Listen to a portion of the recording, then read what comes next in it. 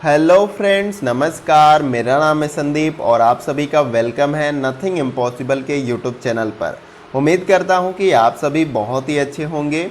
और आज के इस वीडियो में हम लोग यूजीसी नेट फर्स्ट पेपर में शोध अभिवृत्ति यानी कि टीचिंग एप्टीट्यूड से 100 इम्पॉर्टेंट क्वेश्चन को जो है कवर करने वाले हैं वन लाइनर के अकॉर्डिंग। अगर आपको किसी भी प्रश्न का आंसर पता होगा तो वीडियो को पॉज करके प्रश्नों को अच्छे से पढ़ें, फिर उसके बाद आप जवाब दे सकते हैं। ये टॉप 100 क्वेश्चन आपके एग्जाम के पॉइंट ऑफ व्यू से बहुत ही इंपॉर्टेंट है। तो आप क्वेश्चन नंबर 1 से यानी कि पहले क्वेश्चन से लेके इस वीडियो के अंतिम क्वेश्चन तक वीडियो को पूरा देखें ताकि सभी प्रश्न अच्छे से समझ में आ जाए और इनमें से कोई भी प्रश्न आपके एग्जाम में पूछे तो आप उसका आंसर बहुत ही आसानी के साथ कर पाएं। इसके साथ ही साथ अगर आप नए व्यूअर हैं तो चैनल को सब्सक्राइब कर सकते हैं और उसके बगल में जो बेल आइकन का बटन होता है इस प्रकार से आप उसको प्रेस कर लें इसी प्रकार की न्यू वीडियो के नोटिफिकेशन को पाने के लिए। तो चलिए वीडियो को स्टार्ट करते हैं। तो यहाँ पर पहले क्वेश्चन से हम स्टार्ट करेंगे। तो देखिए इसमें पूछा जा रहा है कि निम्नलिखित में से कौन सी एक अनुसंधान की विशेषता नहीं है। तो आपको इन चारों विकल्पों में से बताना है कि एक जो है अनुसंधान की विशेषता नहीं है, उसी को जो है आंसर करना है। तो इसका जो राइट आंसर हमारा हो जाएगा वो है आपका ऑप्शन नंबर बी, अनुसंधान एक प्रक्रिया नहीं है। तो ये हमारा जो है गलत है और विशेषता नहीं है उसे ही ढूंढना था। तो अनुसंधान एक प्रक्रिया होती है, जैसा कि आप सभी को पता है कि सिस्टमेटिक ढंग से रिसर्च किया जाता है। पहले समस्या का चयन किया जाता है, फिर उसका हाइपोथेसिस बनाया जाता है कि कैसे उसको सॉल्व करना है, कैसे क्या करना है, फिर डाटा का संग्रहण। तो एक सिस्टमेटिक वे चलता है। तो यहाँ पर ऑप्शन बी आपका राइट आंसर हो जाएगा। अगला क्वेश्चन देखते हैं। देखिए अगले क्वेश्चन में पूछा जा रहा है कि निम्नलिखित में से किसका शोध के परिणामों के सामान्यीकरण से निकटतम संबंध है। इन चारों विकल्पों में से पूछा जा रहा है। तो इसका जो राइट आंसर हो जाएगा वो है आपका ऑप्शन नंबर सी। ए और बी आपका दोनों सही है, यानी कि बाहरी वैधता और निष्कर्ष इन दोनों का जो है शोध के परिणामों के सामान्यीकरण से निकटता का संबंध होता है। आपको याद रखना है ऑप्शन सी हमारा राइट आंसर है इस प्रश्न का। आइए अगला क्वेश्चन देखते हैं। अगले क्वेश्चन में पूछा जा रहा है, देखते हैं इसमें। देखिए इसमें पूछा जा रहा है कि निम्नलिखित में से कौन से शब्द का प्रयोग शोध निष्कर्षों की प्रामाणिकता के संदर्भ में होता है। अगर आपको आंसर पता है तो जवाब दे सकते हैं। तो इसका जो राइट आंसर हो जाएगा वो है आपका ऑप्शन नंबर डी, उपरोक्त में से सभी, यानी कि मौलिकता, बी जो है वैधता और सी है वस्तुनिष्ठता। तो इन तीनों शब्दों का जो है प्रयोग शोध निष्कर्षों की प्रामाणिकता के संदर्भ में किया जाता है। तो आपको याद रखना है ऑप्शन डी राइट आंसर इस प्रश्न का। अगला क्वेश्चन देखते हैं। देखिए इसमें पूछा जा रहा है कि निम्नलिखित अनुसंधान में से कार्य साधन सदैव किसका अभिन्न भाग रहा है इन चारों विकल्पों में से। तो इसका जो राइट आंसर हमारा हो जाएगा वो है आपका ऑप्शन नंबर डी, प्रायोगिक अनुसंधान का जो है कार्य साधन सदैव अभिन्न भाग रहा है। आपको याद रखना है ऑप्शन डी राइट आंसर हो जाएगा इस प्रश्न का। आइए अगले क्वेश्चन को देखते हैं। अगला क्वेश्चन है, उसमें पूछा जा रहा है कि निम्नलिखित में से किस शब्द का हम किसी व्यवहार को नियंत्रित करने के अशिष्ट अनुमान को प्रकट करने के लिए उपयोग करते हैं इन चारों विकल्पों में से। तो इस प्रश्न का जो हमारा राइट आंसर हो जाएगा वो है आपका ऑप्शन नंबर बी, उपकल्पना का। प्रश्न में यही पूछा जा रहा है कि इन चारों विकल्पों में से किस शब्द का हम किसी व्यवहार को नियंत्रित करने के शिष्ट अनुमान को प्रकट करने के लिए उपयोग करते हैं। तो उपकल्पना का आपको याद रखना है। यहाँ पे राइट आंसर क्या हो जाएगा, ऑप्शन नंबर बी। अगले क्वेश्चन को देखते हैं। देखिए अगले क्वेश्चन में पूछा जा रहा है कि विभिन्न उपकल्पनाओं की कार्यविधि का उपयोग किस स्थिति में जाना चाहिए। यहाँ पे इन चारों विकल्पों में से पूछा जा रहा है। तो इसका जो राइट आंसर हो जाएगा वो है आपका ऑप्शन नंबर बी, शोध अध्ययन की योजना में। प्रश्न में यही पूछा गया है कि इन चारों विकल्पों में से विभिन्न उपकल्पनाओं की कार्यविधि का उपयोग किस स्थिति में किया जाना चाहिए। तो शोध अध्ययन की योजना के अंतर्गत जो है इसका उपयोग किया जाना चाहिए, आपको याद रखना है। ऑप्शन बी हमारा राइट आंसर इस प्रश्न का। आइए अगले क्वेश्चन को देखते हैं। देखिए अगले क्वेश्चन में इसमें पूछा जा रहा है कि निम्नलिखित में से किसके आधार पर मान्यताओं को निरूपित किया जाता है इन चारों विकल्पों में से।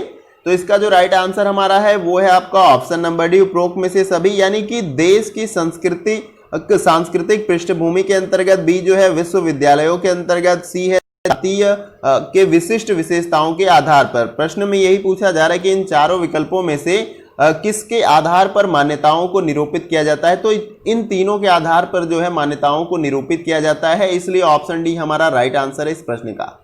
अगला क्वेश्चन देखते हैं। देखिए अगले क्वेश्चन में पूछा जा रहा है कि निम्नलिखित में से किस प्रकार के शब्दों में उपकल्पनाओं को वर्णित नहीं किया जा सकता है इन चारों विकल्पों में से। तो इसका जो राइट आंसर हो जाएगा वो है आपका ऑप्शन नंबर सी, सामान्य स्थिति में। प्रश्न में क्या पूछा गया कि इन चारों विकल्पों में से किस प्रकार के शब्दों में उपकल्पनाओं को वर्णित नहीं किया जा सकता है। तो सामान्य शब्दों में जो है उपकल्पनाओं को वर्णित नहीं किया जा सकता है। ऑप्शन सी हमारा राइट आंसर है इस प्रश्न का।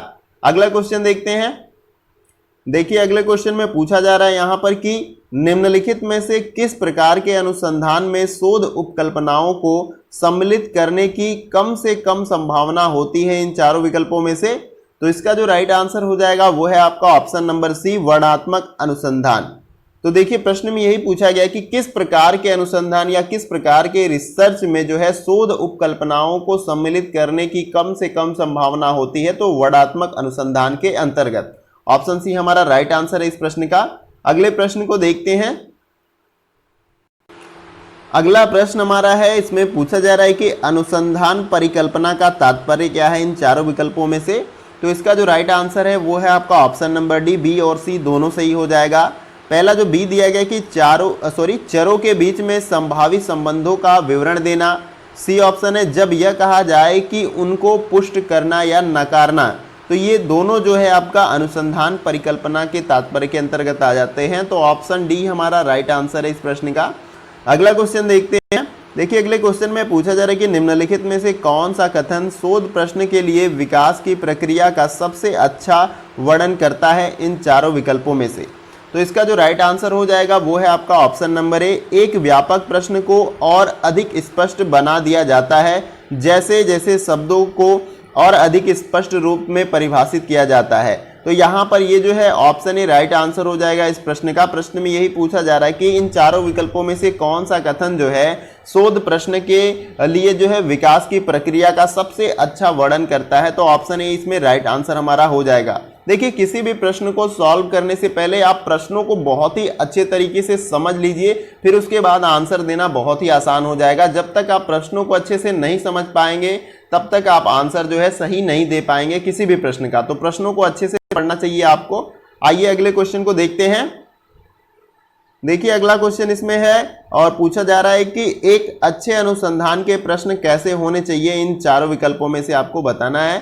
तो इसका जो राइट आंसर हो जाएगा वो है आपका ऑप्शन नंबर बी, साध्य, स्पष्ट, महत्वपूर्ण और नैतिक। तो ये चारों जरूरी है हमारे एक अच्छे अनुसंधान के प्रश्न के अंतर्गत। तो एक अच्छे अनुसंधान के प्रश्न कैसे होने चाहिए, साध्य, स्पष्ट का मतलब कि जो क्लियर हो, महत्वपूर्ण का मतलब कि वो प्रासंगिक हो और नैतिक का मतलब वो आपका जरूरी है। ये मतलब ये चारों जरूरी है एक अच्छे अनुसंधान के प्रश्न के अंतर्गत। ऑप्शन बी हमारे क्या है, राइट आंसर हो जाएगा इस प्रश्न का। अगला क्वेश्चन देखते हैं। देखिए अगले क्वेश्चन में पूछा जा रहा है कि निम्नलिखित में से किसी शोध में प्रयुक्त प्रश्नों की सबसे अनिवार्य विशेषता कौन सी है इन चारों विकल्पों में से। तो इसका जो राइट आंसर हो जाएगा वो है आपका ऑप्शन नंबर बी, प्रदत्तों के संग्रह की संभावना जो कि प्रश्नों का उत्तर देने के प्रयास में एकमात्र किया जाता है। तो ये ऑप्शन भी आपका राइट आंसर है इस प्रश्न का। प्रश्न में यही पूछा जा रहा है कि किसी शोध में प्रयुक्त प्रश्नों की सबसे अनिवार्य विशेषता कौन सी होती है। तो प्रदत्तों के संग्रह की संभावना जो कि प्रश्नों का उत्तर देने के प्रयास में एकत्र किया जाता है। तो ऑप्शन बी राइट आंसर है इस प्रश्न का। आइए अगले प्रश्न को देखते हैं। अगला प्रश्न हमारा है, इसको देखते हैं। देखिए इसमें पूछा जा रहा है कि निम्नलिखित में से एक अच्छी उपकल्पना कैसी होनी चाहिए इन चारों विकल्पों में से पूछा जा रहा है। तो इसका जो राइट आंसर हो जाएगा वो है आपका ऑप्शन नंबर ए, यह इस तरीके से तैयार की जानी चाहिए कि जिसका प्रदत्तों द्वारा परीक्षण किया जा सके। तो प्रदत्त का मतलब यहाँ पे सिंपल होता है, नमूना होता है, आपको याद रखना है। आइए अगले क्वेश्चन को देखते हैं। देखिए अगले प्रश्न में पूछा जा रहा है कि निम्नलिखित में से एक उपकल्पना को किस रूप में वर्णित किया जा सकता है इन चारों विकल्पों में से। तो इसका जो राइट आंसर हमारा हो जाएगा वो है आपका ऑप्शन नंबर डी, अध्ययन के संभावित परिणामों के बारे में भविष्यवाणी के रूप में जो है आपका एक उपकल्पना को वर्णित किया जा सकता है, आपको याद रखना है। ऑप्शन डी हमारा राइट आंसर है इस प्रश्न का।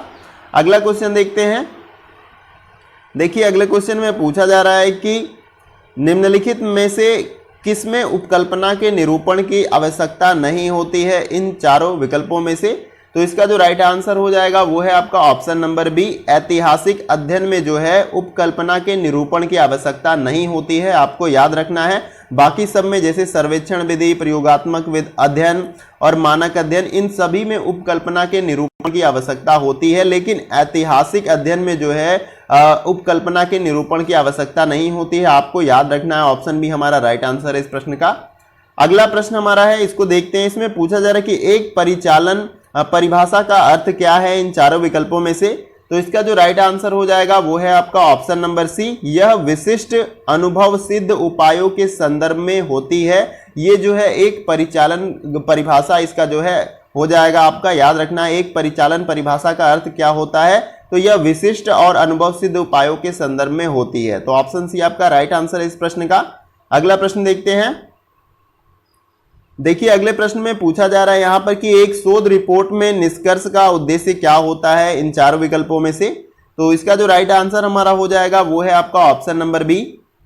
यह शोध सवालों के संबंध में महत्वपूर्ण निष्कर्षों को संक्षिप्त रूप में प्रस्तुत करते हैं। प्रश्न में यही पूछा जा रहा है कि एक शोध रिपोर्ट में निष्कर्ष का उद्देश्य क्या होता है। तो यह शोध सवालों के संबंध में महत्वपूर्ण निष्कर्षों को संक्षिप्त रूप में प्रस्तुत करते हैं। जैसे आप रिसर्च कर लेते हैं तो आप अपने रिसर्च पेपर को पब्लिश करते हैं, तो उसमें आपने जिस भी समस्या पे रिसर्च किया होता है तो उससे संबंधित आप उनके जैसे शोध के जैसे मतलब समस्या के समाधान के लिए जो भी आपके उपाय हैं उसको सारा कुछ जो है अपने रिपोर्ट में मेंशन करते हैं। ये समस्या है, कैसे वो हल हो सकती है, सब कुछ उसके बारे में डिटेलिंग देते हैं।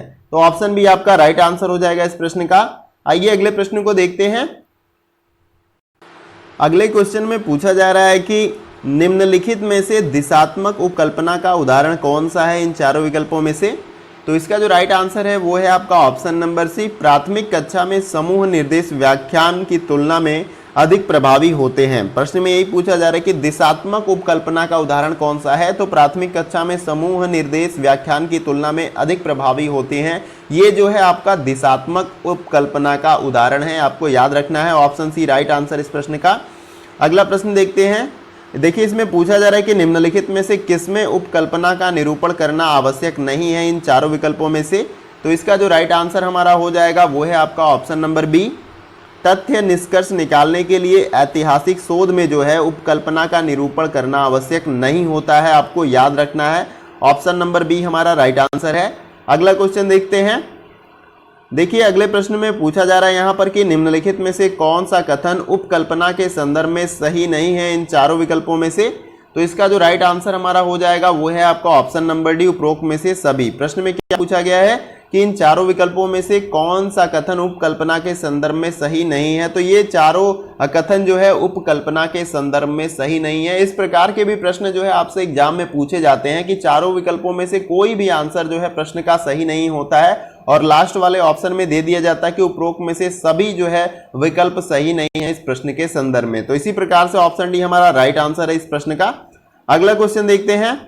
देखिए अगले प्रश्न में पूछा जा रहा है कि मिश्रित शोध में मात्रात्मक और गुणात्मक निष्कर्षों के संदर्भ में निम्नलिखित में से कौन सा कथन आवश्यक है इन चारों विकल्पों में से। तो इसका जो राइट आंसर हो जाएगा वो है आपका ऑप्शन नंबर सी। इनको एकीकृत रूप में दर्शाना। प्रश्न में क्या पूछा गया कि मिश्रित शोध में मात्रात्मक और गुणात्मक निष्कर्षों के संदर्भ में इन चारों विकल्पों में से कौन सा कथन आवश्यक है। तो इनको जो है एकीकृत रूप में दर्शाना जो है ये कथन जो है बहुत ही आवश्यक है गुणात्मक निष्कर्षों के अंतर्गत। तो यहां पर ऑप्शन डी राइट आंसर है। अगले प्रश्न को देखते हैं। देखिए अगले प्रश्न में पूछा जा रहा है कि लघु न्यायदर्श में शून्य परिकल्पना का परीक्षण करने के लिए शोधकर्ता किसका उपयोग करता है इन चारों विकल्पों में से। तो इसका जो राइट आंसर हो जाएगा वो है आपका ऑप्शन नंबर ए। टी परीक्षण का जो है प्रयोग करता है। प्रश्न में क्या पूछा गया कि लघु न्यायदर्श में शून्य परिकल्पना का परीक्षण करने के लिए शोधकर्ता किसका उपयोग करता है। तो टी परीक्षण का जो है उपयोग करता है, आपको याद रखना है यहाँ पे। अगले प्रश्न को देखते हैं हम लोग। अगला प्रश्न देखिए इसमें पूछा जा रहा है कि वस्तुओं, घटनाओं या चीजों के गुणों को किसके द्वारा मापा जाता है इन चारों विकल्पों में से। तो इसका जो सही आंसर हो जाएगा हमारा वो है आपका ऑप्शन नंबर सी। चर के द्वारा जो है इसको मापा जाता है। वस्तुओं, घटनाओं या चीजों के गुणों के किसके गुण जो होते हैं उसको किसके द्वारा मापा जाता है। तो चर के द्वारा जो है इसको मापा जाता है। ऑप्शन सी हमारा राइट आंसर है।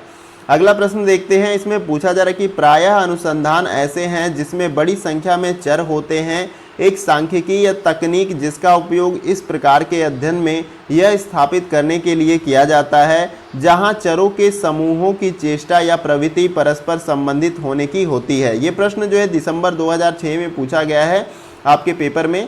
तो इसका जो राइट आंसर हो जाएगा वो है आपका ऑप्शन नंबर सी, कारक विश्लेषण के अंतर्गत। यहां पर ऑप्शन सी हमारा राइट आंसर हो जाएगा इस प्रश्न का। आइए अगले प्रश्न को देखते हैं।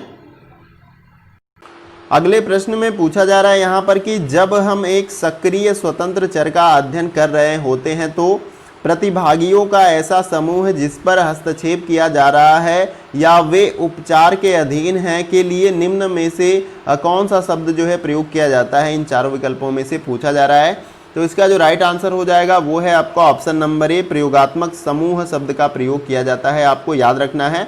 अगला प्रश्न देखिए, अगले प्रश्न में पूछा जा रहा है कि निम्नलिखित में से किसको श्रेणीगत चर के रूप में सबसे अच्छा वर्णित किया जा सकता है इन चारों विकल्पों में से। तो इसका जो राइट आंसर हो जाएगा वो है आपका ऑप्शन नंबर डी, धर्म। धर्म को जो है श्रेणीगत चर के रूप में जो है सबसे अच्छे तरीके से वर्णित किया जा सकता है इन चारों विकल्पों में से। ऑप्शन डी हमारा राइट आंसर है। अगले प्रश्न को देखते हैं। अगले प्रश्न को देखते हैं। इस प्रश्न में पूछा जा रहा है कि प्रयोगात्मक अध्ययन किस पर आधारित होता है इन चारों विकल्पों में से। तो इसका जो सही आंसर हमारा है वो है आपका ऑप्शन नंबर ए, चरों के कार्य साधन पर जो है यह आधारित होता है। प्रयोगात्मक अध्ययन किस पर आधारित होता है, तो चरों के कार्य साधन पर यह आधारित होता है। ऑप्शन ए राइट आंसर है इस प्रश्न का। अगला प्रश्न देखिए, इसमें पूछा जा रहा है कि एक कार्य साधन स्वतंत्र चर को क्या कहते हैं इन चारों विकल्पों में से। तो इसका जो राइट आंसर है वो है आपका ऑप्शन नंबर डी, सक्रिय चर उसको कहा जाता है। तो एक कार्य साधन स्वतंत्र चर को क्या कहते हैं, तो सक्रिय चर कहते हैं, आपको याद रखना है। ऑप्शन डी राइट आंसर है इस प्रश्न का। अगला प्रश्न देखते हैं। देखिए अगले प्रश्न में यहाँ पर पूछा जा रहा है कि निम्नलिखित में से किस चर के अलावा नियंत्रण समूह और प्रयोगात्मक समूह पूर्ण रूप से समान है इन चारों विकल्पों में से। तो इसका जो सही आंसर हमारा हो जाएगा वो है आपका ऑप्शन नंबर बी, स्वतंत्र चर। प्रश्न में क्या पूछा जा रहा है कि इन चारों विकल्पों में से किस चर के अलावा नियंत्रण समूह और प्रयोगात्मक समूह पूर्ण रूप से समान होते हैं, तो स्वतंत्र चर में आपको याद रखना है। ऑप्शन बी राइट आंसर है इस प्रश्न का। अगला प्रश्न देखते हैं। देखिए अगले प्रश्न में इसमें पूछा जा रहा है कि व्यवहार जिसे एक प्रयोग के दौरान मापा जाता है उसे किस चर के रूप में जाना जाता है, इन चारों विकल्पों में से बताना है। तो इसका जो राइट आंसर हमारा हो जाएगा वो है आपका ऑप्शन नंबर सी, आश्रित चर के रूप में जो है इसको जाना जाता है। आपको याद रखना है, ऑप्शन सी राइट आंसर है। अगला प्रश्न देखते हैं। इसमें पूछा जा रहा है कि निम्नलिखित प्रकार का अनुदैर्ध्य अनुसंधान कुछ व्यक्तियों का अध्ययन एक विस्तरित अवधि के लिए करता है। इसमें से कौन सा वो आंसर है जो इस प्रश्न का सही आंसर हो जाएगा। तो इसका जो राइट आंसर है वो है आपका ऑप्शन नंबर सी, दोनों ए और बी दोनों सही हो जाएंगे, यानी कि प्रवृत्ति अध्ययन और पैनल अध्ययन। प्रश्न में क्या पूछा गया कि इन चारों विकल्पों में से किस प्रकार का अनुदैर्ध्य अनुसंधान कुछ व्यक्तियों का अध्ययन एक विस्तरित अवधि के लिए करता है। तो प्रवृत्ति अध्ययन और पैनल अध्ययन जो है आपका राइट आंसर है इस प्रश्न का। अगले प्रश्न को देखते हैं। देखिए अगले प्रश्न में पूछा जा रहा है कि निम्नलिखित में से एक श्रेणीगत चर का उदाहरण कौन सा है इन चारों विकल्पों में से। तो इसका जो सही आंसर है वो है आपका ऑप्शन नंबर ए, शिक्षक के बालों का रंग जो है एक श्रेणीगत चर का उदाहरण है, आपको याद रखना है। अगला प्रश्न देखते हैं। अगले प्रश्न में पूछा जा रहा है कि यह वे चर हैं जिनका एक शोधकर्ता यह आकलन करने के लिए चयन करता है ताकि उनका दूसरे चर या चरों पर क्या प्रभाव रहता है। इन चारों विकल्पों में से आपको आंसर बताना है, अगर पता है तो। इसका जो राइट आंसर हो जाएगा वो है आपका ऑप्शन नंबर बी, स्वतंत्र चर उसको कहते हैं, आपको याद रखना है। प्रश्न में यही पूछा जा रहा है कि यह वे चर होते हैं जिनका एक शोधकर्ता यह आकलन करने के लिए चयन करता है ताकि उनका दूसरे चर या चरों पर क्या प्रभाव पड़ता है। तो वे चर जो है स्वतंत्र होते हैं, आपको याद रखना है। अगला प्रश्न देखते हैं। देखिए अगले प्रश्न में पूछा जा रहा है यहाँ पर कि एक स्थिति या विशेषता है जिसके विभिन्न मूल्य या श्रेणियां हो सकती हैं, उसे क्या कहा जाता है इन चारों विकल्पों में से। तो इसका जो सही आंसर है वो है आपका ऑप्शन नंबर बी, उन्हें चर कहते हैं, वर्बल कहते हैं, आपको याद रखना है। ऑप्शन बी राइट आंसर है। अगला प्रश्न देखते हैं। अगले प्रश्न में पूछा जा रहा है निम्नलिखित में से मात्रात्मक चर का उदाहरण कौन सा है इन चारों विकल्पों में से। तो इसका जो सही आंसर हो जाएगा आप सभी का ऑप्शन नंबर डी, ए और बी दोनों जो है मात्रात्मक चर के जो है उदाहरण है, जैसे कि आयु, तापमान, आय और ऊंचाई, ये भी जो है मात्रात्मक चर के उदाहरण है। और श्रेणी, बिंदु, औसत व्यग्रता का स्तर और पाठन प्रदर्शन, ये सभी जो है मात्रात्मक चर का उदाहरण है, आपको याद रखना है। इसलिए ऑप्शन डी हमारा क्या है, राइट आंसर। अगले प्रश्न को देखते हैं। देखिए अगले प्रश्न में पूछा जा रहा है यहां पर कि अनुसंधान में जिसका मूल्य परिवर्तित नहीं होता है उसे क्या कहा जाता है इन चारों विकल्पों में से। तो इसका जो राइट आंसर हो जाएगा वो है आपका ऑप्शन नंबर सी, उनको जो है स्थिर कहा जाता है, स्टेबलिस्ट कहा जाता है। अनुसंधान में जिसका मूल्य परिवर्तित नहीं होता उसे क्या कहते हैं, स्थिर कहते हैं। अगले प्रश्न को देखते हैं। देखिए अगला प्रश्न हमारा इसमें आगे होगा। इसमें पूछा जा रहा है यहां पर कि निम्नलिखित में से कारक विश्लेषण का उपयोग किस लिए किया जाता है, इन चारों विकल्पों में से पूछा जा रहा है। तो इसका जो सही आंसर है वो है आपका ऑप्शन नंबर डी, कई चरों के बीच के अंतर जानने के लिए जो है कारक विश्लेषण का उपयोग किया जाता है। आपको याद रखना है कि कई चरों के बीच के जो अंतर होते हैं उनको जानने के लिए कारक विश्लेषण का प्रयोग किया जाता है। ऑप्शन डी राइट आंसर इस प्रश्न का। अगला प्रश्न देखते हैं। अगले प्रश्न में पूछा जा रहा है कि चर जो दूसरे चरों में परिवर्तन का कारण बनते हैं उसे कौन सा चर कहते हैं इन चारों विकल्पों में से। तो इसका राइट आंसर हो जाएगा वो है आपका ऑप्शन नंबर सी, स्वतंत्र चर उन्हें कहते हैं। चर जो दूसरे चरों में परिवर्तन का कारण बनते हैं उनको स्वतंत्र चर कहते हैं, याद रखिएगा आप सभी। ऑप्शन सी राइट आंसर है। अगले प्रश्न को देखते हैं। देखिए अगले प्रश्न में पूछा जा रहा है कि निम्नलिखित में से ऐसा कौन सा स्वतंत्र चर है जिसके साथ शोध अध्ययन में हेरफेर नहीं किया जा सकता है इन चारों विकल्पों में से। तो इसका जो सही आंसर हमारा हो जाएगा वो है आपका ऑप्शन नंबर डी, उपरोक्त में से कोई भी ऐसा चर नहीं है जिसके साथ शोध अध्ययन में हेरफेर किया जा सकता है इन चारों विकल्पों के अंतर्गत। ऑप्शन डी आपका राइट आंसर इस प्रश्न में। अगला प्रश्न देखते हैं। अगले प्रश्न में पूछा जा रहा है कि किसी प्रयोगात्मक अभिकल्प में आश्रित चर किसे कहते हैं इन चारों विकल्पों में से। तो इसका जो राइट आंसर हो जाएगा वो है आपका ऑप्शन नंबर सी, ए और बी दोनों को जो है आश्रित चर कहते हैं। पहला जो दिया गया है जिसमें कोई भी परिवर्तन किया जा सकता है, और बी जो है आपका जिसमें कोई भी परिवर्तन नहीं किया जा सकता है, वो जो है आश्रित चर के अंतर्गत आते हैं। यहाँ पे प्रश्न में पूछा गया है कि किसी प्रयोगात्मक अभिकल्प में आश्रित चर किसे कहते हैं। तो ए और बी आपका दोनों सही हो जाएगा, इसलिए ऑप्शन सी हमारा राइट आंसर है इस प्रश्न का। अगला प्रश्न देखते हैं। देखिए अगले प्रश्न में इसमें पूछा जा रहा है कि यह वह चर है जिसका मूल्य दूसरे चर से प्रभावित होता है, इन चारों विकल्पों में से बताना है वो कौन सा चर है। तो इसका जो राइट आंसर है वो है आपका ऑप्शन नंबर बी, आश्रित चर। अभी ऊपर मैंने बताया कि जिसके मूल्य में परिवर्तन लाया जा सकता है वो आश्रित चर के अंतर्गत आता है। प्रश्न में यही पूछा जा रहा है कि यह वह चर है जिसका मूल्य दूसरे चर से प्रभावित होता है, यानी कि ऐसे चर जो दूसरे चर से प्रभावित होते हैं उनको आश्रित चर कहते हैं। तो बी ऑप्शन हमारा राइट आंसर इस प्रश्न का। अगला प्रश्न देखते हैं। देखिए इसमें पूछा जा रहा है कि समूह केंद्रित गहन साक्षात्कार, घटनाजन्य, कथात्मक अनुसंधान आदि अनुसंधान के वर्गीकरण किस आधार के अंतर्गत आते हैं, इन चारों विकल्पों में से आपको बताना है। तो इसका जो राइट आंसर हो जाएगा वो है आपका ऑप्शन नंबर डी, ये गुणात्मक अनुसंधान के वर्गीकरण के अंतर्गत आते हैं। आपके समूह केंद्रित, गहन साक्षात्कार, घटनाजन्य, कथात्मक अनुसंधान आदि जितने भी हैं ये सभी गुणात्मक अनुसंधान के अंतर्गत आते हैं, आपको याद रखना है। अगला प्रश्न देखते हैं। देखिए अगले प्रश्न में यहां पर पूछा जा रहा है कि निम्नलिखित में से ऐसे कौन से चर हैं जो शोधकर्ता के द्वारा सृजित किए जाते हैं और आमतौर पर प्रयोगात्मक अध्ययन में होते हैं, इन चारों विकल्पों में से पूछा जा रहा है। तो इसका जो राइट आंसर हमारा हो जाएगा वो है आपका ऑप्शन नंबर बी, कार्य साधन चर। प्रश्न में क्या पूछा गया कि इन चारों विकल्पों में से ऐसे कौन से चर हैं जो शोधकर्ता द्वारा सृजित किए जाते हैं और आमतौर पर प्रयोगात्मक अध्ययन में होते हैं, तो वो उनको कार्य साधन चर कहते हैं। ऑप्शन बी हमारा राइट आंसर इस प्रश्न का। अगला प्रश्न देखते हैं। इसमें पूछा जा रहा है कि एक परीक्षण यह जानने के लिए किया जाता है कि सोने के अभाव का स्मृति पर क्या प्रभाव पड़ता है, इस प्रयोग में आश्रित चर कौन सा होगा इन चारों विकल्पों में से। तो इसका जो राइट आंसर हो जाएगा वो है आपका ऑप्शन नंबर बी, स्मृति का स्कोर जो है इसमें आश्रित चर होगा, आपको याद रखना है। Option number B right answer है। अगले प्रश्न को देखते हैं।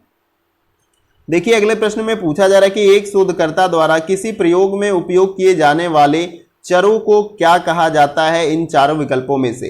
तो इसका जो राइट आंसर हमारा हो जाएगा वो है आपका ऑप्शन नंबर बी, स्वतंत्र चर कहा जाता है उसे। प्रश्न में क्या पूछा गया कि एक शोधकर्ता द्वारा किसी प्रयोग में उपयोग किए जाने वाले चरों को क्या कहते हैं, स्वतंत्र चर कहते हैं। ऑप्शन बी राइट आंसर है इस प्रश्न का।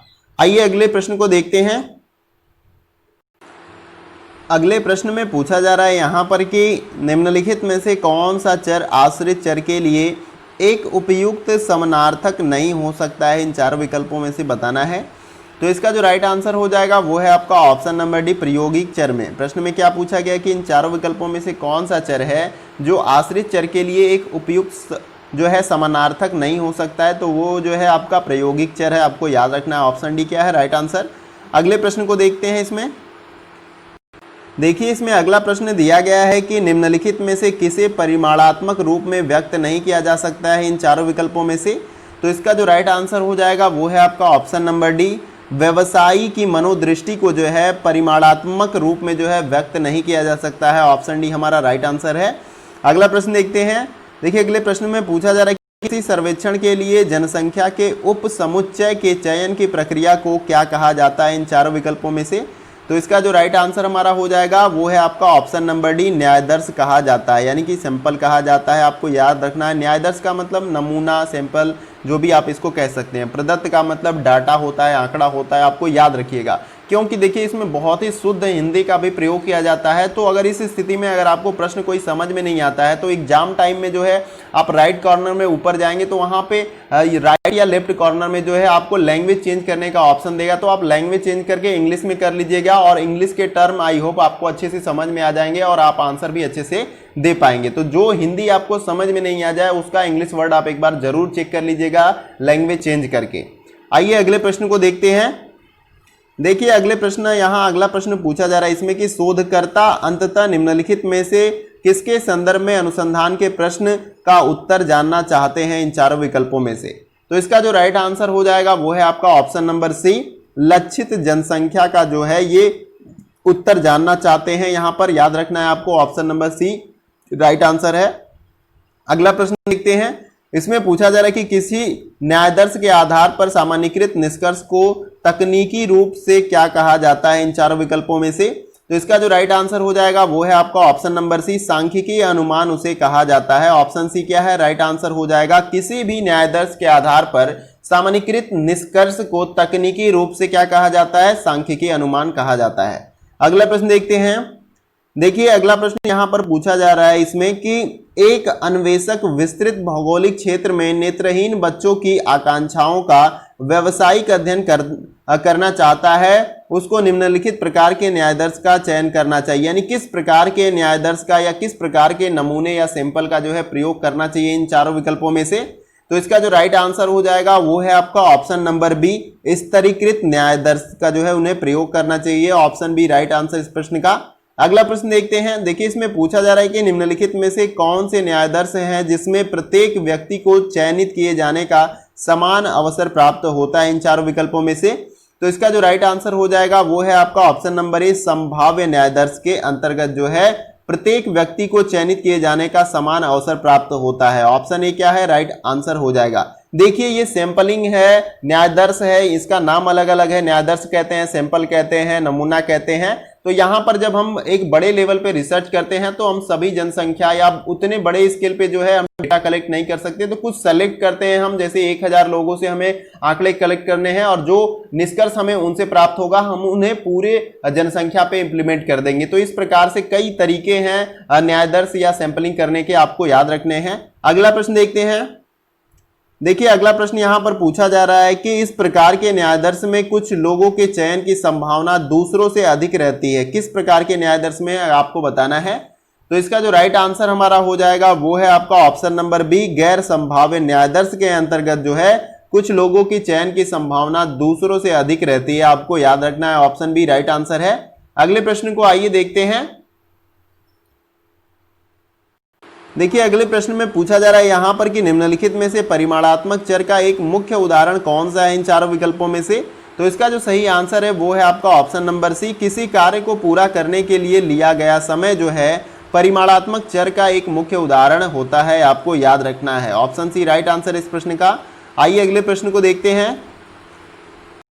देखिए, अगले प्रश्न में पूछा जा रहा है यहाँ पर कि यदि कोई अनुसंधान समस्या विजातीय जनसंख्या से संबंधित है तो उसके लिए सबसे उपयुक्त विधि कौन सी होगी इन चारों विकल्पों में से पूछा जा रहा है। तो इसका जो राइट आंसर हमारा हो जाएगा वो है आपका ऑप्शन नंबर बी, स्तरीकृत न्यायाधीश उसे कहा जाएगा। यहाँ पर याद रखना है, प्रश्न में क्या पूछा जा रहा है कि अनुसंधान समस्या विजातीय जनसंख्या से संबंधित है, तो उसके लिए सबसे उपयुक्त विधि कौन सी होगी, तो स्तरीकृत न्यायाधीश जो है उसके लिए सबसे उपयुक्त विधि होगी यहाँ पर। ऑप्शन बी क्या है, राइट आंसर।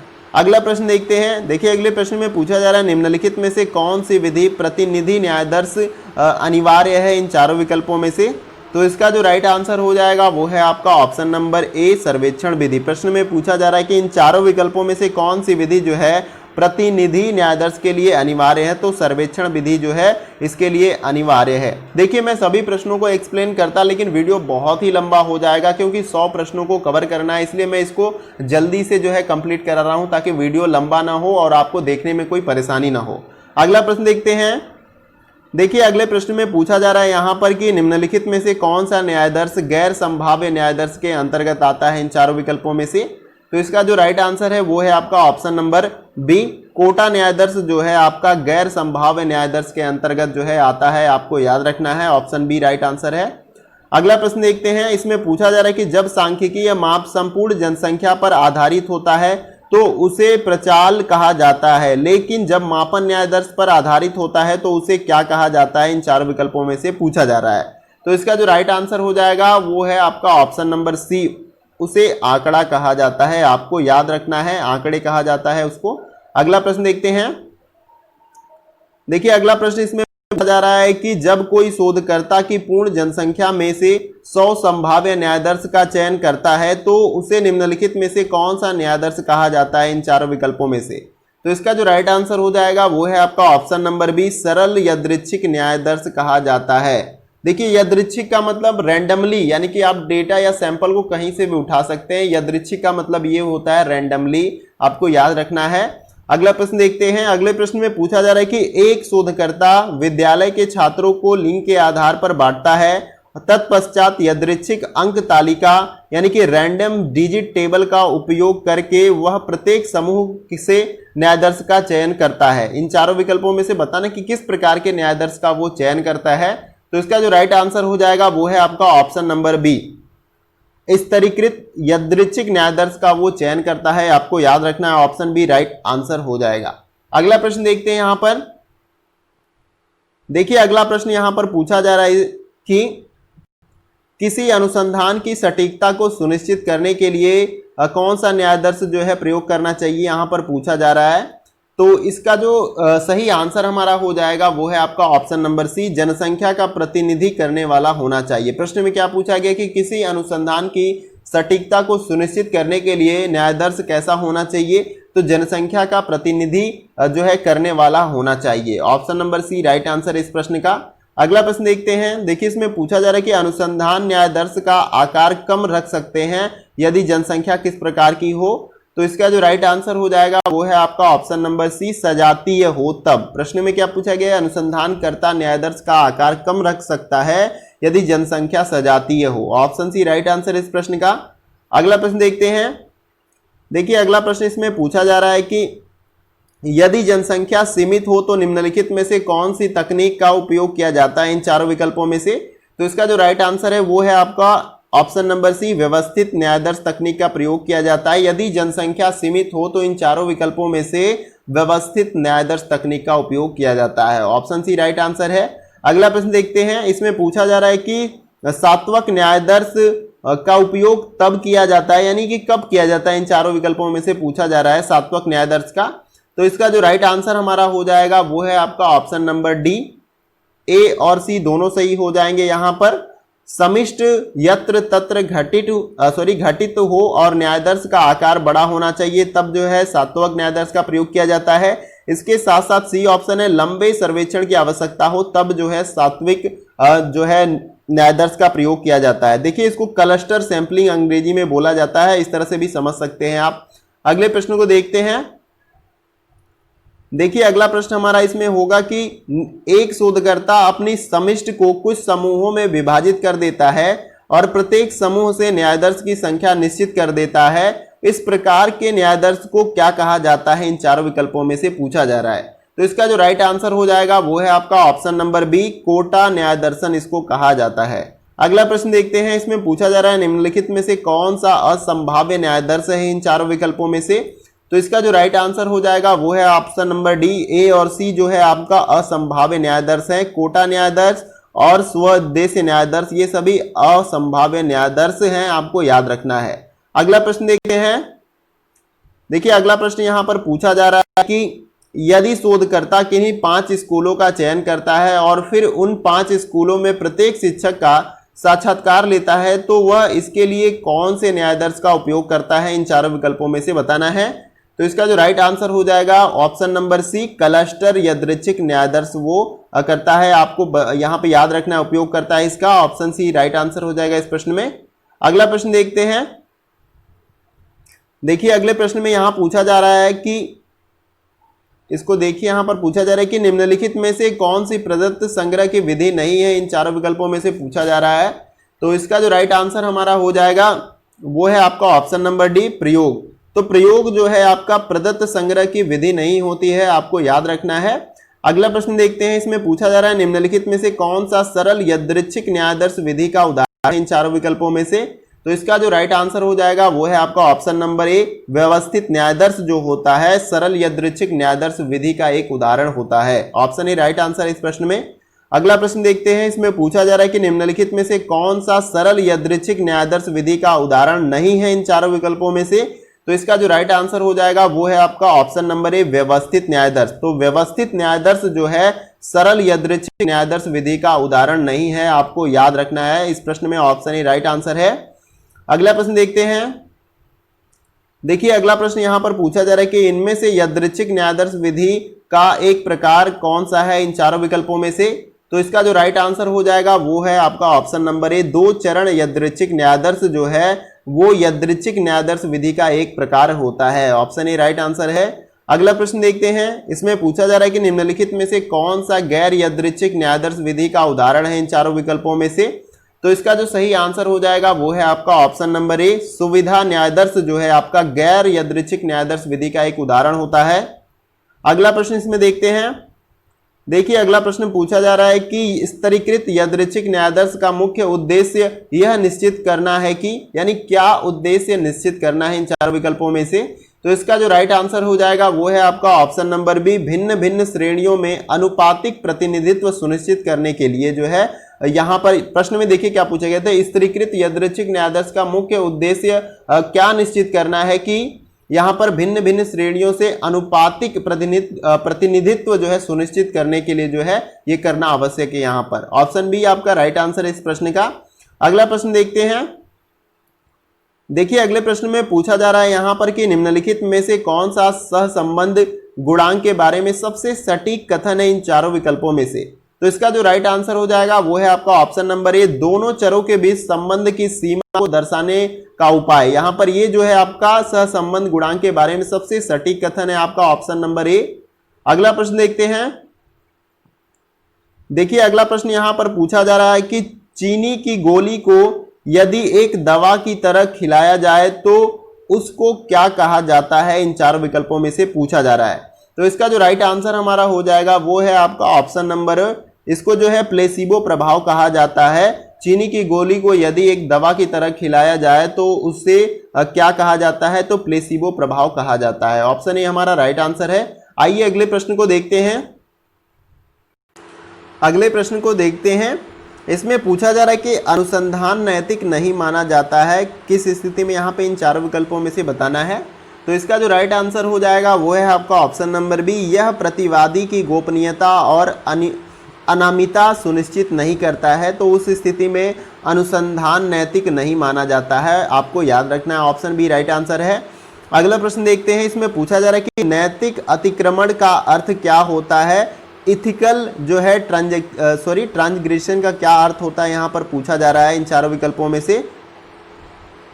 तो इसका जो राइट आंसर हमारा हो जाएगा वो है आपका ऑप्शन नंबर बी, नैतिक सिद्धांतों को न मानना जो है नैतिक अतिक्रमण का अर्थ माना जाता है। यहाँ पर ऑप्शन बी राइट आंसर हो जाएगा। अगला प्रश्न देखते हैं हम यहाँ पर। देखिए अगला प्रश्न यहाँ पर पूछा जा रहा है कि निम्नलिखित में से कौन सा कथन विचार स्थिति नैतिकता की मूल भावना से जुड़ा हुआ नहीं है इन चारों विकल्पों में से।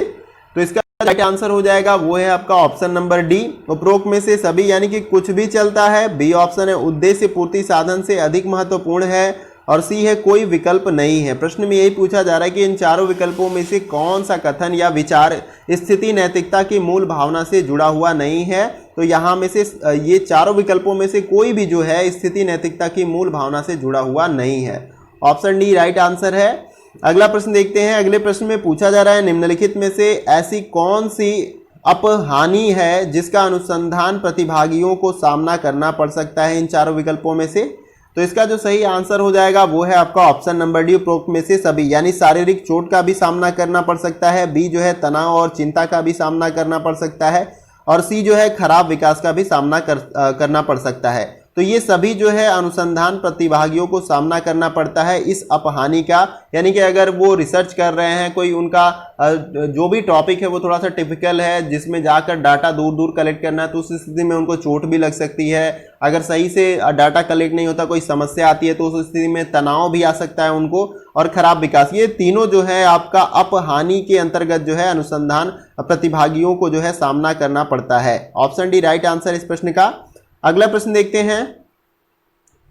देखिए अगले प्रश्न में पूछा जा रहा है यहां पर कि निम्नलिखित में से कौन सी अनुसंधान विधि सूचित सहमति की कमी के साथ प्रत्यक्ष रूप से जुड़ी हुई है इन चारों विकल्पों में से। तो इसका जो राइट आंसर हो जाएगा वो है आपका ऑप्शन नंबर बी, सामग्री विश्लेषण। प्रश्न में यही पूछा जा रहा है कि इन चारों विकल्पों में से कौन सी अनुसंधान विधि सूचित सहमति की कमी के साथ प्रत्यक्ष रूप से जुड़ी हुई है। तो सामग्री विश्लेषण जो है इसके साथ जुड़ी हुई है, आपको याद रखना है। ऑप्शन बी राइट आंसर है। अगला प्रश्न देखते हैं। इसमें पूछा जा रहा है निम्नलिखित में से कौन सी विधि प्रत्यक्ष रूप से सूचित सहमति की कमी के साथ जुड़ी हुई है इन चारों विकल्पों में से। तो इसका जो सही आंसर हमारा हो जाएगा वो है आपका ऑप्शन नंबर सी, प्रच्छन्न अवलोकन जो है आपका, ये विधि जो है प्रत्यक्ष रूप से सूचित सहमति की कमी के साथ जुड़ी हुई है। ऑप्शन सी राइट आंसर इस प्रश्न का। अगले प्रश्न को देखते हैं। देखिए अगला प्रश्न पूछा जा रहा है यहां पर कि निम्नलिखित में से ऐसी कौन सी हानि है जिसका प्रतिभागियों को अनुसंधान प्रक्रिया की अवधि में सामना करना पड़ सकता है। तो यहां पर ऑप्शन डी आपका राइट आंसर हो जाएगा। इसी प्रकार का प्रश्न अभी मैंने ऊपर कराया, लेकिन इसमें थोड़ा सा चेंज कर दिया गया है। देखिए पहला जो है मनोवैज्ञानिक संकट, और बी जो है आपका शारीरिक चोट, और सी जो है आत्मसम्मान की हानि। तो ये तीनों जो है इसका सामना करना पड़ता है एक अनुसंधान प्रतिभागी को। तो आपको याद रखना है अनुसंधान के दौरान इन तीनों का सामना करना पड़ता है अनुसंधान प्रतिभागियों को। अगला प्रश्न देखते हैं। अगला प्रश्न में पूछा जा रहा है यहाँ पे कि अनुसंधान के निष्कर्ष या परिणामों को जब एक से अधिक जर्नल्स में छापा जाता है तो उसे क्या कहा जाता है इन चारों विकल्पों में से। तो इसका जो राइट आंसर हो जाएगा वो है आपका ऑप्शन नंबर बी, उसे डुप्लीकेट प्रकाशन भी कहा जाता है। अगला प्रश्न देखते हैं। देखिए अगले प्रश्न में यहाँ पर पूछा जा रहा है कि अनुसंधान प्रतिभागियों के बारे में व्यक्तिगत प्रदत्त को सुरक्षित गोपनीय रिकॉर्ड में रखा जाना क्यों महत्वपूर्ण होता है इन चारों विकल्पों में से। तो इसका जो सही आंसर हो जाएगा हमारा वो है ऑप्शन नंबर ए, अनुसंधान नैतिकता के सिद्धांतों का अवलोकन करने के लिए जो है अनुसंधान प्रतिभागियों के बारे में व्यक्तिगत प्रदत्त को सुरक्षित गोपनीय रिकॉर्ड में रखा जाना महत्वपूर्ण होता है, आपको याद रखना है। अगला प्रश्न देखते हैं। देखिए अगला प्रश्न इसमें हमारा होगा, इसमें पूछा जा रहा है कि परिमाणात्मक अनुसंधान के क्षेत्र में माप का क्या महत्व होता है इन चारों विकल्पों में से। तो इसका जो सही आंसर हमारा हो जाएगा वो है आपका ऑप्शन नंबर डी, उपरोक्त में से सभी, यानी कि यह लोग जो है स्थितियों के बीच मतभेद का वर्णन करते हैं। इसके साथ साथ बी जो है यह एक सुसंगत उपकरण या मापदंड प्रदान करता है, और सी जो है आपका यह अवधारणाओं के बीच में संबंधों के सटीक अनुमान जो है प्रदान करता है। प्रश्न में यही पूछा गया था कि परिमाणात्मक अनुसंधान के क्षेत्र में माप का जो है महत्व क्या होता है। तो ये तीनों जो है माप का महत्व है। ऑप्शन डी आपका राइट आंसर है इस प्रश्न का।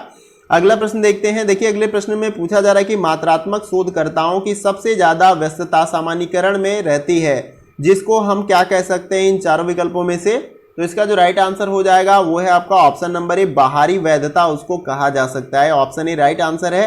अगला प्रश्न देखते हैं। देखिए अगला प्रश्न यहाँ पर पूछा जा रहा है कि निम्नलिखित में से कौन सा कथन जनसंख्या सामान्यीकरण को जो है संदर्भित करता है, इन चारों विकल्पों में से बताना है। तो इसका जो सही आंसर हो जाएगा वो है आपका ऑप्शन नंबर सी, जिस सीमा तक न्यायादर्श जनसंख्या का प्रतिनिधित्व करता है वहां पर जो है जनसंख्या सामान्यीकरण को संदर्भित करता है। ठीक है, आपको याद रखना है ऑप्शन सी राइट आंसर हो जाएगा इस प्रश्न का। अगला प्रश्न देखते हैं, इसमें पूछा जा रहा है कि जिस सीमा तक अध्ययन के परिणामों को अन्य स्थितियों पर लागू किया जा सकता है उसे क्या कहते हैं इन चार विकल्पों में से। तो इसका जो राइट आंसर है ऑप्शन डी, परिस्थितिक सामान्यीकरण उसे कहते हैं। यहाँ पर प्रश्न में वही पूछा जा रहा है कि जिस सीमा तक अध्ययन के परिणामों को अन्य स्थितियों पर लागू किया जा सकता है उसको पारिस्थितिक सामान्यीकरण कहते हैं, आपको याद रखना है। ऑप्शन डी राइट आंसर है इस प्रश्न का। आइए अगले प्रश्न को देखते हैं। अगला प्रश्न देखिए, इसमें पूछा जा रहा है कि अनुसंधान अभिकल्प का अर्थ क्या है, इन चारों विकल्पों में से बताना है। तो इसका जो राइट आंसर हो जाएगा ऑप्शन नंबर डी, यह प्रदत्त संग्रह और उसके विश्लेषण के प्रत्येक चरण के लिए एक रूपरेखा होती है। अनुसंधान अभिकल्प का यह अर्थ होता है। ऑप्शन डी राइट आंसर इस प्रश्न का। अगला प्रश्न देखते हैं। देखिए अगले प्रश्न में पूछा जा रहा है यहाँ पर कि अनुसंधान के दौरान अपने मूल्यों को स्वीकार करना आवश्यक क्यों होता है, यहाँ पर इन चारों विकल्पों में से बताना है। तो इसका जो राइट आंसर हो जाएगा वो है आपका ऑप्शन नंबर बी, यह हमें स्वयं के बारे में निष्कपटता बनने की अनुमति देता है, इसलिए अनुसंधान के दौरान अपने मूल्यों को स्वीकार करना आवश्यक हो जाता है एक शोधकर्ता के लिए। अगला प्रश्न देखते हैं। देखिए यहाँ पर अगला प्रश्न है, इसमें पूछा जा रहा है कि जब एक चर के मूल्य में वृद्धि होती है तो दूसरे चर के मूल्य में भी वृद्धि होती है, तो इसमें सहसंबंध गुणांक कैसा होगा इन चारों विकल्पों में से। तो इसका जो सही आंसर हो जाएगा वो है आपका ऑप्शन नंबर ए, सकारात्मक सहसंबंध जो है गुणांक होगा, इन दोनों के बीच में आपको याद रखना है। अगला प्रश्न देखते हैं, इसमें पूछा जा रहा है निम्नलिखित में से तर्क की यह कौन सी प्रक्रिया है जो हमें कथनों के समूह के एक विशिष्ट निष्कर्ष तक पहुंचाती है इन चारों विकल्पों में से। तो इसका जो राइट आंसर हो जाएगा वो है आपका ऑप्शन नंबर डी, संभाव्य। ठीक है, यहाँ पर आपको याद रखना है, प्रश्न में यही पूछा जा रहा है कि इन चारों विकल्पों में से तर्क की यह कौन सी प्रक्रिया है जो हमें कथनों समूह से एक विशिष्ट निष्कर्ष तक पहुंचाती है। तो संभाव्य यहाँ पर जो है आपको कथनों के समूह से एक विशिष्ट निष्कर्ष के तरफ जो है पहुंचाती है। ऑप्शन राइट आंसर है इस प्रश्न का। अगला प्रश्न देखते हैं। देखिए अगले प्रश्न में यहाँ पर पूछा जा रहा है कि यह महत्वपूर्ण है कि शोधकर्ता ऐसे निष्कर्ष उत्पन्न करे जो मूल्यवान हो और जिनको पूरे विश्व में शैक्षिक समुदाय प्रयोग में ले आए। यहाँ पर इन चारों विकल्पों में से बताना है किस प्रकार का। तो इसका जो राइट आंसर हो जाएगा वो है आपका ऑप्शन नंबर सी, आचार संहिता प्रभाव। प्रश्न में क्या पूछा गया कि यह महत्वपूर्ण है कि एक शोधकर्ता ऐसे निष्कर्ष उत्पन्न करे अपने शोध के दौरान जो मूल्यवान हो, वैल्यूएबल हो और जिनको पूरे विश्व में जो शैक्षिक समुदाय है उसका प्रयोग कर सके। तो किस प्रकार का यहाँ पे उसको निष्कर्ष उत्पन्न करना चाहिए, तो आचार संहिता प्रभाव के तरह का निष्कर्ष जो है उसे उत्पन्न करना चाहिए। ऑप्शन सी राइट आंसर इस प्रश्न का। अगले प्रश्न को देखते हैं। देखिए अगला प्रश्न यहाँ पर पूछा जा रहा है, इसमें पूछा जा रहा है कि शोधकर्ता केवल वही निष्कर्ष सामने लेकर आए जो वे चाहते हैं इन चारों विकल्पों में से। तो इसका जो राइट आंसर हो जाएगा वो है आपका ऑप्शन नंबर ए, शोधकर्ता का पूर्वाग्रह। तो यहाँ पर ऑप्शन ए राइट आंसर है इस प्रश्न का।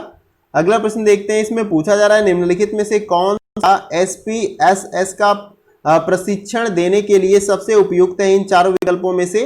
तो इसका जो राइट आंसर हो जाएगा वो है आपका ऑप्शन नंबर सी, कार्यशाला जो है आपका SPSS का प्रशिक्षण देने के लिए सबसे उपयुक्त है। आपके लिए एक क्वेश्चन है कि SPSS का जो है फुल फॉर्म क्या होता है, कमेंट बॉक्स में आप इसका जवाब जरूर दीजिएगा। अगला प्रश्न देखते हैं, इसमें पूछा जा रहा है निम्नलिखित में से एक अकादमिक सभा में क्या अनिवार्य होता है इन चारों विकल्पों में से। तो इसका जो राइट आंसर हमारा हो जाएगा वो है आपका ऑप्शन नंबर ए, संवर्धन जो है बहुत ही आवश्यक है। यहाँ पे इन चारों विकल्पों में से एक अकादमिक सभा में क्या अनिवार्य होता है, संवर्धन जो है अनिवार्य होता है। अगला प्रश्न देखते हैं। देखिए अगले प्रश्न में यहां पर पूछा जा रहा है कि निम्नलिखित में से कौन एक ग्रंथ सूची के अंत में सूत्रों के उद्धृत करने के लिए आवश्यक है इन चारों विकल्पों में से।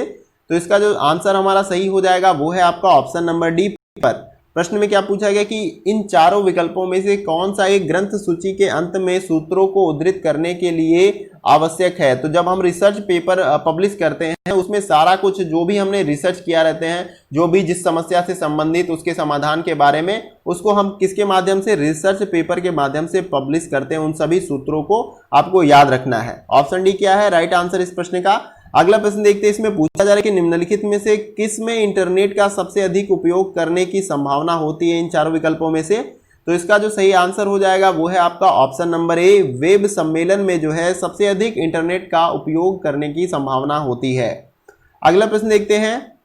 देखिए अगले प्रश्न में पूछा जा रहा है यहाँ पर कि निम्नलिखित में से कौन पत्रिका में प्रकाशित होता है? चारों विकल्पों में से बताना है। आपको आंसर पता है तो इसका जो राइट आंसर हो जाएगा ऑप्शन नंबर सी, ए और बी दोनों, यानी कि आलेख और पेपर दोनों ही जो है पत्रिका में प्रकाशित होते हैं, आपको याद रखना है। अगला प्रश्न देखते हैं और ये वीडियो का लास्ट प्रश्न होगा।